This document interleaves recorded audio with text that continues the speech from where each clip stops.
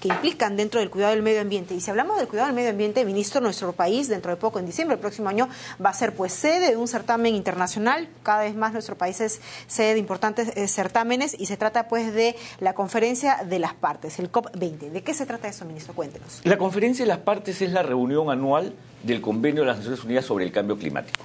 Este convenio se suscribió el año 92, en la famosa Cumbre de Río 92, que fue la gran dinamizadora de la discusión ambiental internacional, con convenios tan importantes como el de cambio climático, diversidad biológica, Agenda 21, Declaración de Río, entre muchas otras. Esta conferencia de Naciones Unidas, este convenio de Naciones Unidas sobre el cambio climático tiene una obligación de reuniones anuales de los estados. Esa reunión anual de los estados se llama la Conferencia de las Partes. Se empezaron a celebrar el año 95, fue la primera COP. En la COP3 en Kioto se acordó el protocolo de Kioto, que ustedes y todos, probablemente los televidentes ya conocen, que es el que establece la obligación de una reducción de los gases de efecto invernadero en un periodo determinado y con un año base. Un protocolo que incluso ya quedó en desuso, ya ese protocolo se creó con una vigencia del 2008 al 2012. Entonces las partes, los estados han seguido negociando y se esperaba que el 2009 en Copenhague, en una de las COP, se lograse un acuerdo. Pero todos deben recordar que Copenhague fue un fracaso. No se logró ningún acuerdo y se rompió todo este esquema de gobernanza climática que llevaba a que los estados tuviesen que tomar una decisión. Muchos se preguntarán, ¿y por qué fracasó? Porque lo que ha ocurrido en el mundo, desde Kioto hasta Copenhague, es que en el pasado quedaba claro que los que tenían la mayor obligación eran los países más desarrollados, se llamaban países anexo 1. Pero algunos años después estos países desarrollados empezaron a decir, ¿y qué pasa con los emergentes? Lo que se llama el Grupo Basic, Brasil, la India, China, porque ellos no se obligan. China hoy día emite más gases de efecto invernadero que Estados Unidos en volumen, pero en per cápita y en histórico Estados Unidos sigue siendo el primero. Entonces, la gran discusión.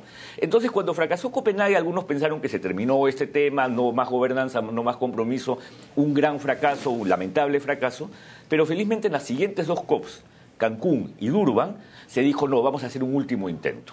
Y se planteó que una troika, es decir, 3 ciudades, 3 países, pudieran lograr que esto se suscribiese nuevamente y reemplazase a Kioto. O sea, hacer un borrador.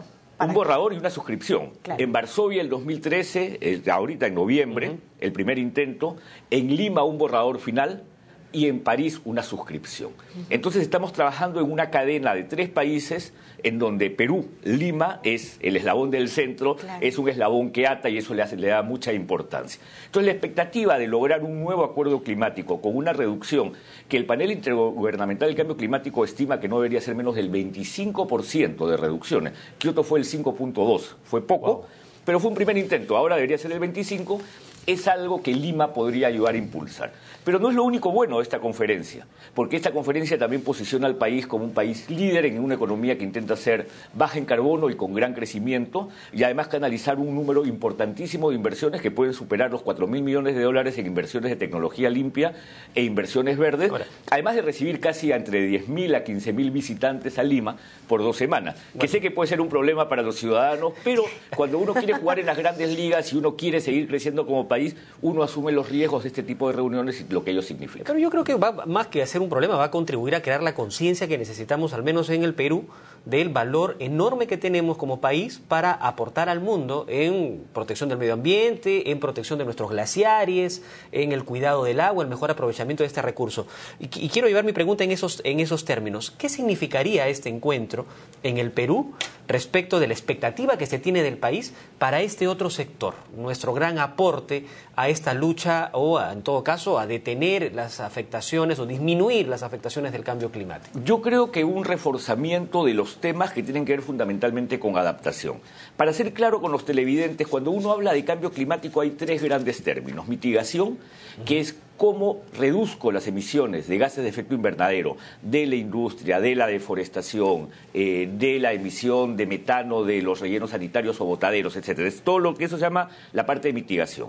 Una segunda parte es vulnerabilidad. ¿Dónde somos más vulnerables? Por ejemplo, nosotros somos vulnerables porque dependemos fuertemente de energía hidráulica y justamente la escasez de agua es uno de los problemas, porque tenemos una cobertura boscosa muy importante, porque tenemos un océano muy rico sustentado en una pesquería que está basado en una cuestión climática, que es el mar frío, entre muchas otras razones. Entonces, ¿por qué somos vulnerables? Un reconocimiento claro de la vulnerabilidad. Pero lo más importante, que ahí va tu pregunta, Julio, es cómo nos adaptamos. Y la adaptación pasa por justamente ver cuáles van a ser nuestras fuentes de energía del futuro si los glaciares siguen desapareciendo y el stock de agua se pierde. Cómo podemos reemplazar la dependencia que hoy día tenemos de una pesquería, si se alterasen por cuestiones de corrientes y temperatura de las corrientes de mar, los recursos que hoy día poseemos. ¿Cómo podemos enfrentar si se produjese lo que algunos científicos creen que va a producirse, que es una sabanización de la Amazonía, es decir, una gran pérdida de cobertura boscosa, especialmente en Brasil, no tanto en Perú, especialmente en Brasil, pero en Perú puede darse. ¿Cómo podemos hacer para enfrentar este tipo de situaciones? Entonces, una COP es un momento en el cual estos temas y estas estrategias se posicionan. Nosotros hemos venido haciéndolo en un trabajo con el Ministerio de Economía y Relaciones Exteriores a través de la Agencia Peruana de Cooperación Internacional. Ir proyectando en análisis de prospectiva cómo vamos a estar en energía, cómo vamos a estar en ciudades, cómo vamos a estar en residuos sólidos, cómo vamos a estar en transporte sostenible, entre muchas otras. Tenemos que empezar ahora para proyectar los siguientes 50 años en un escenario donde lo climático está muy presente. El expresidente de Chile, Lagos, decía en una conferencia que yo estuve en Bogotá, los países que no piensen hoy día en cambio climático y sus consecuencias y en economía y crecimiento verde serán parias en el mundo. Felizmente un país como el Perú sí lo viene haciendo, sí viene actuando y multisectorialmente, agricultura, economía y finanzas, relaciones exteriores, producción, industria, comercio, Ministerio del Ambiente, estamos trabajando juntos. Y es por eso, ministro, ¿no?, que el Gobierno Central ha declarado de interés nacional la organización, la realización de esta COP20, ¿no? Incluso